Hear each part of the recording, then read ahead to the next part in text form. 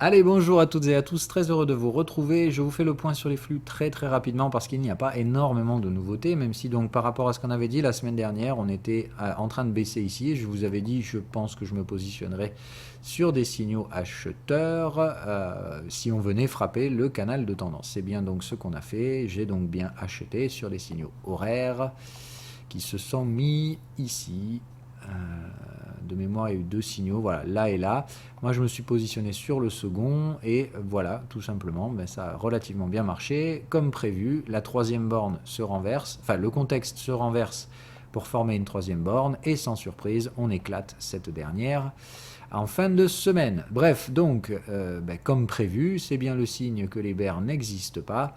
À mon avis, on continue de monter. À quelle vitesse, je n'en sais rien. Hein. Je vous rappelle, je ne suis pas devin.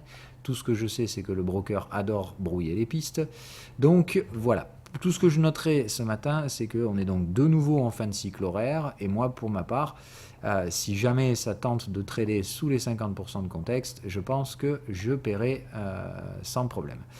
Pour un lot de plus, hein, c'est juste de dire, voilà, j'ai un lot ici, un lot là, et je mettrai mon stop, grosso merdo, entre les deux. Hein, c'est de dire, à ce stade-là, si vous ressortez vos petits papiers, hop, vous vous rappelez qu'à partir du moment où on a cassé le sommet précédent, vos stops doivent être à break-even, c'est-à-dire vous ne devez pas prendre de perte, de risque de perte. Donc moi concrètement, je vais mettre mon stop à break-even sur le prix de revient moyen de mes deux positions, et si je décide d'en remettre une, ce sera évidemment un peu plus court terme. Voilà. Donc c'est un peu ce délire-là pour ma part, ça va être de dire, bah, comme prévu, il y a eu des ralentissements, je sentais bien venir le fait que c'était le broker qui joue avec vos sentiments, et ça n'a pas raté.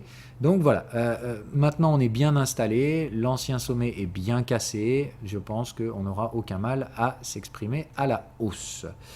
Voilà le délire. Pour les cryptocurrencies, c'est un petit peu plus contrasté. Ici, on est toujours dans le flou artistique de ces flux 4 heures. On avait dit attention, on a renversé pareil des contextes ici. Et tout comme vous l'avez vu sur le S&P, on peut tout à fait renverser les contextes, mais si on explose la troisième borne, c'est le signe que le flux est toujours en cours. Et pour ma part ici, si on veut bien me mettre mes contextes,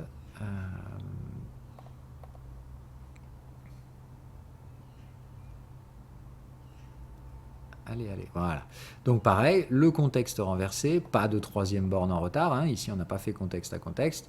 Donc c'est bien de dire ici, bah, il va se passer deux choses. Soit on vient chercher la troisième borne et le rejette, et là, effectivement, pour moi, ce sera fini. Soit on passe à travers, et c'est ce qu'on avait dit la semaine dernière. Et je suis prêt à vous parier qu'on va passer à travers comme des débiles. Maintenant, passer à travers, ça ne veut pas dire, on y va tout de suite. On peut très bien, là, vous grindez le truc, vous faire chier, etc. Tant qu'on ne vient pas chercher la troisième borne et qu'on casse pas derrière, moi, ça ne m'intéresse pas.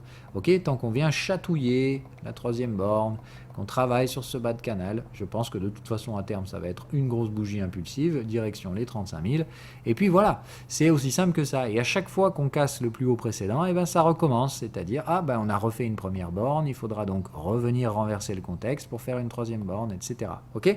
Et voilà comment moi perso je vais gérer le truc. Si là on est en retourner le contexte pour au final venir l'exploser, et ben c'est que au final on est toujours dans le même flux, c'est-à-dire premier flux et le deuxième flux, malgré une structure relativement chiante, etc., ça pourra remonter. Et pire, je vous l'ai dit, quand on trade comme ça dans des canaux parallèles, là, et que le marché va bien trader les deux zones à chaque fois, c'est souvent le signe que, en plus de ça, vous n'êtes pas sur le bon time frame. D'accord. Ça veut dire que c'est probablement une lessiveuse et que les flux sont peut-être sur d'autres time frames. Bref, si on lessive, de toute façon, vous êtes dans le bon sens normalement et ça fait quand même un gain.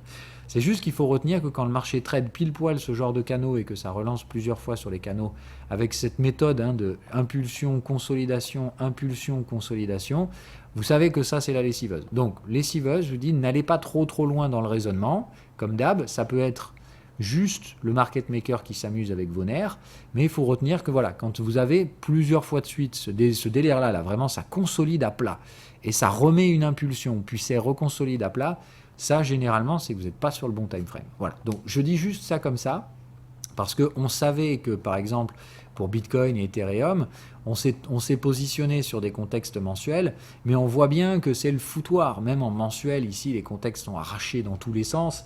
C'est peut-être le signe que c'est encore plus gros. Hein, voilà. Donc quand on est en 4 heures, c'est de dire attention, peut-être qu'en fait les flux seront en daily et qu'on va lessiver pour l'instant le temps de réussir à réinstaller des flux, ou etc. Mais bref, pour l'instant, moi, ça va être de dire on a une séquence en 4 heures. On fait attention à ces constitutions en canaux parallèles, d'accord? Et vous vous rappelez toujours le même truc, d'accord? Normalement, dans vos flux 4 heures, on va viser les contextes du T supérieur et viser leur débordement. Donc pour ma part, je vous dis, je ne raisonne même pas take profit, donc on n'est pas au moins au-dessus des contextes en daily. Voilà, l'objectif ici, c'est en plus de reprendre cette moyenne sur nos UT un petit peu plus gestion à faible risque. Ce sera un très très bon catalyseur psychologique qui va encore plus marquer la fin du fameux bear market. Bref, en attendant, on ne sait pas, mais tant que vous n'avez pas d'invalidation à mettre en place, eh bien, il ne faut pas réfléchir au-delà de ça. D'accord? Donc attention, en flux, on met toujours ces petites œillères, je vous l'avais déjà dit et je vous le redirai encore.